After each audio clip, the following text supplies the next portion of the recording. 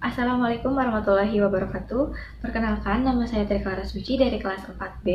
Di sini saya akan menjelaskan mengenai penulisan bahan ajar. Selain mengadopsi dan mengadaptasi bahan ajar, seorang guru atau dosen dapat juga menjadi penulis bahan ajar.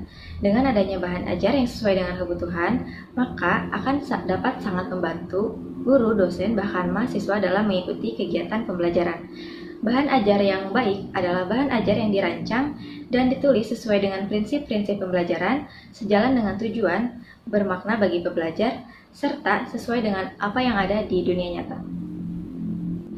Komponen utama yang perlu ada dalam proses pengembangan bahan ajar adalah tinjauan mata pelajaran atau mata kuliah.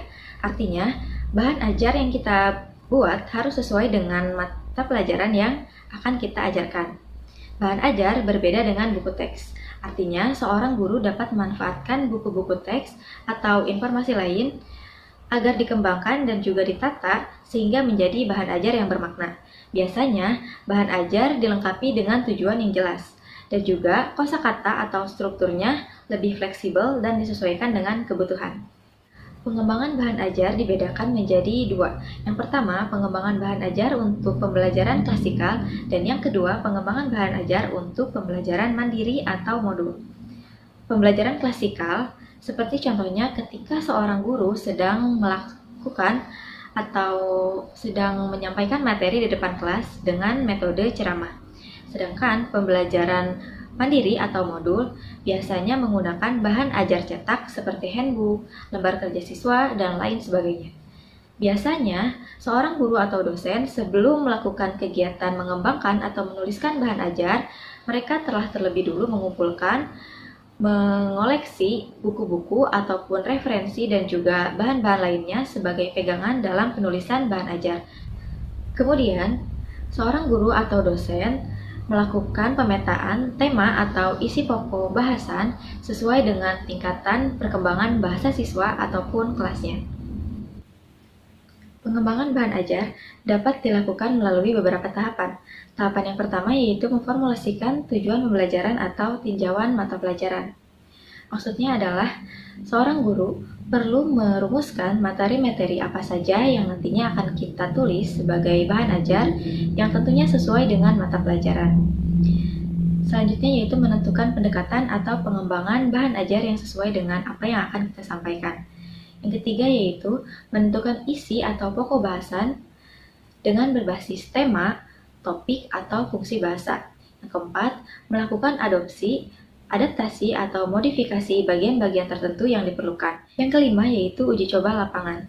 Maksudnya adalah ketika bahan ajar yang belum difinalisasi atau bisa dikatakan sebagai bahan ajar kasarnya, perlu juga kita uji cobakan langsung kepada beberapa siswa di sekolah.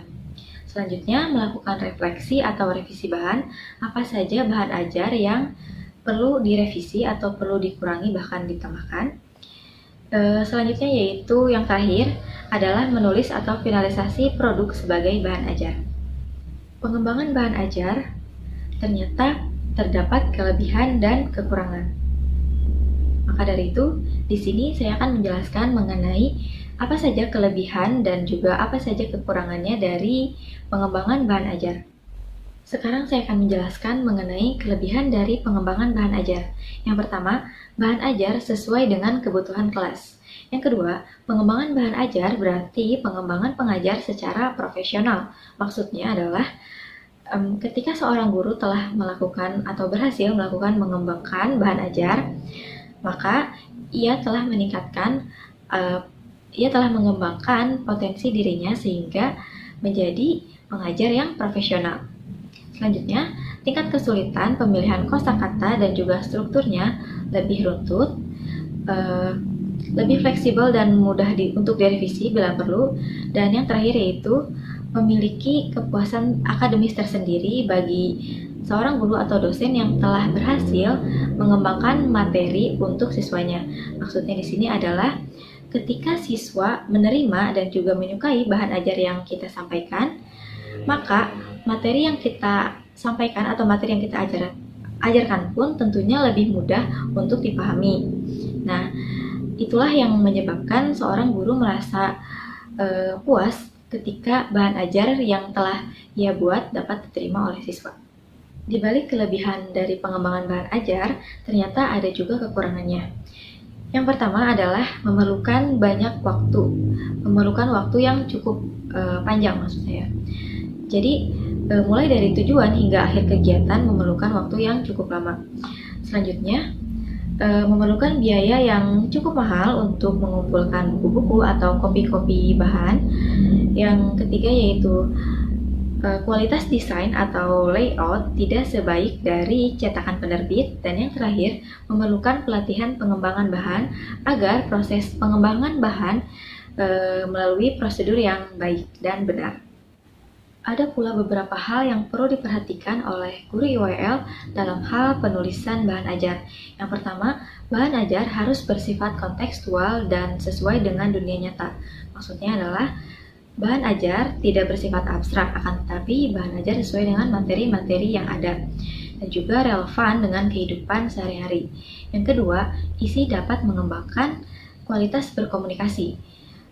Maksudnya adalah bahan ajar yang kita buat harus mampu meningkatkan kemauan siswa untuk berkomunikasi, sehingga siswa menjadi lebih aktif.